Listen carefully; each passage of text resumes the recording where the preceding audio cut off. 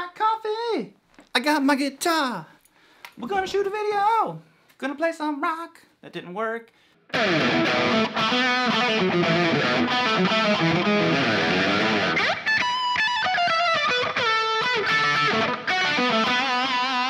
Woo! What's up, everybody? Welcome back to a video about this. Now, I hadn't planned on making a video about this. Oh, there goes my pick. I guess I don't need it because I'm doing Richie Kotzen stuff. I shouldn't even have a pick in my hand at all. No, I probably should keep a pick in my hand. So a lot of you asked, would I please do a follow-up video?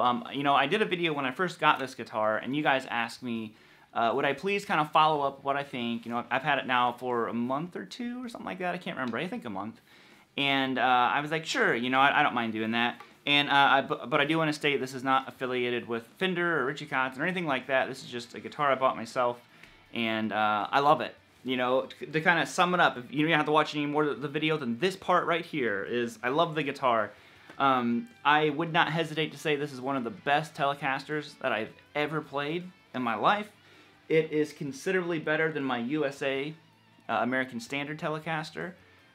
It's not, I would still pick my Friedman Tele over this one, but they are two very different guitars, so I'm not really sure if they're comparable. One with the P90s, Chopper T, Twang King, all that kind of stuff. So they're not really comparable.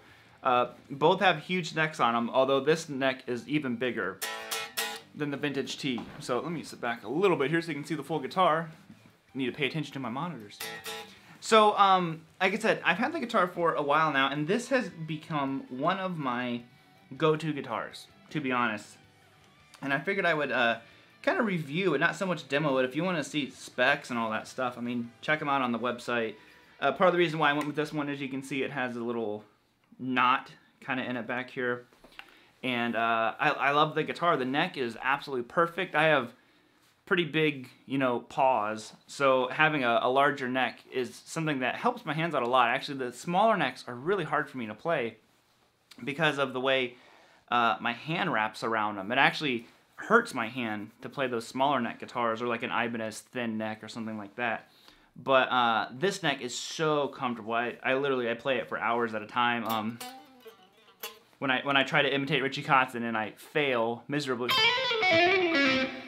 But overall, I mean, literally no complaints about the guitar. I guess the only thing, if there was a complaint about it, was, it's not any complaint. This is just a personal preference kind of thing. I shouldn't say it's a complaint. I wound the neck pickup down a little bit. It was a little bit too bright, and without a tone knob on here, this isn't a tone knob, this is a series and parallel switch, essentially. This pickup was too bright. I wound it down a little bit, and it solved it. You know, right there. Now it's still very nice and snappy.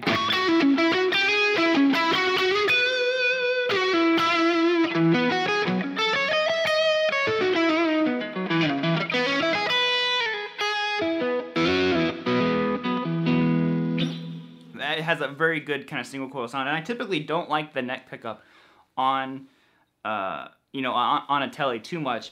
But as I said, when I wound it down, it did a lot for it. I'm not saying it's my favorite neck pickup in the world, but it did help it a lot to the point where I don't think I'm going to bother changing it now. Now, the bridge pickup, which is the Chopper T, this thing is a monster. It's a total fire breather. It's actually, I'd say, the first DiMarzio pickup where I'm just kind of like, okay, this thing rules. I wouldn't hesitate to say this is one of my best sounding guitars. It sounds so rich, so full. I love that this Tele actually has an arm contour. I did a video recently about Teles and Strats, and I talked about this. This Tele actually does. And honestly, it probably feels more like a Strat than an actual Tele. Now, if you are looking for that traditional Tele sound, I don't think I would recommend this one, to be honest. It's a little bit more bite and kick to it. There's less twang in it, even though the neck has the Twang King pickup in it.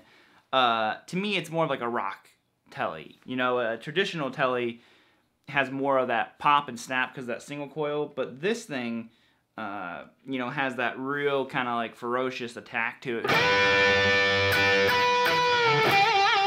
And obviously I have a bunch of distortion going on right now.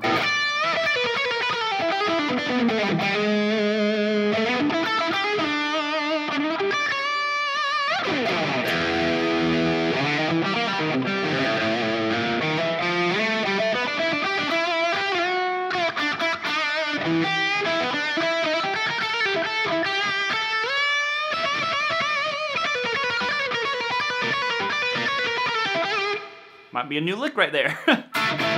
But like, I feel really inspired when I grab this guitar, and I would definitely highly recommend it. Anyone who's wanting a very traditional Tele look, who want, like I said, if you're like me and smaller necks physically hurt your hand to play after too long, look into this thing. You know, it's like a Tele on steroids, really, is what this guitar is to me. You know, I say that about my Les Paul as well. I call it a Tele on steroids because it's got a lot of brightness to it.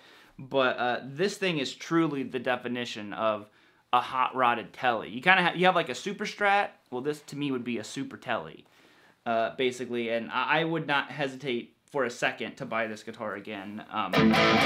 Actually, I'll be honest. I like this guitar so much that I've been hunting down one of Richie's signature Strats. I've been told it has a very similar neck on it and stuff like that.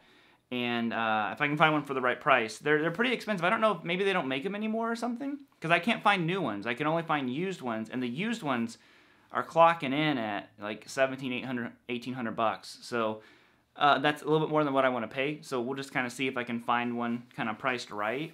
But I am looking for one. That's, like I said, that's how impressed with this one I am. I love that they have the 1-ply thick pick guard, the gold hardware. Some people were complaining, I saw, or they had heard complaints about the gold hardware kind of tarnishing and wearing pretty quickly. Mine hasn't done any of that yet, but I've mentioned in other videos, I have very unacidic hands. So like, I've never cleaned a maple fingerboard on my guitars, and I don't know, I just don't have like a lot like oily hands or something like that. But I've had no issues with it, and to be honest, I would love it if they tarnished. Just means it's getting used and getting played, so you know, this means that the guitar's had a bunch of loving on it.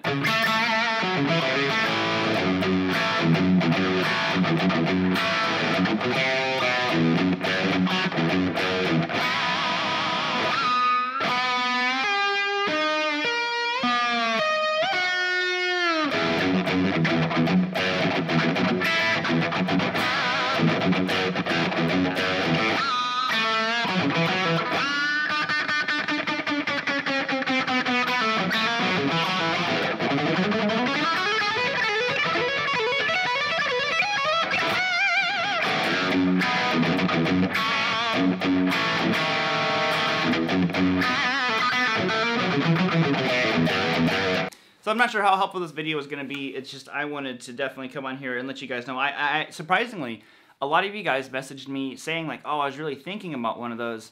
Let me know what you think. And I figured this was an easier way to kind of do it. It's in video. You guys can hear it, see it, smell it. Smell it. No, it doesn't smell. It doesn't smell like anything. You know, it's funny for me to even say it because I'm such I love USA guitars and all that kind of stuff. But man, I'm telling you, this guitar whoops on my, oh, it's right there. I didn't realize it was right beside me. It destroys that guitar.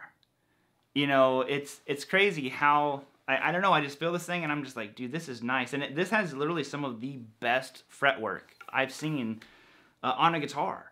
So, you know, if there's ever a good alternate to a USA guitar, in my opinion, it is going to be a Japanese guitar, and that's where these are made. So they make fantastic stuff. You get one piece maple neck, you got your skunk stripe back there, gold hardware, all that stuff. And yo, I think that's it, you know? Until next time, guys, if you get a chance to play one of these, check it out. Like I said, be warned, the necks are huge, so if you do have smaller hands, it might not be the most friendly neck for you. But if you're like me and have kind of monkey paws on your hands, then maybe this is the guitar for you.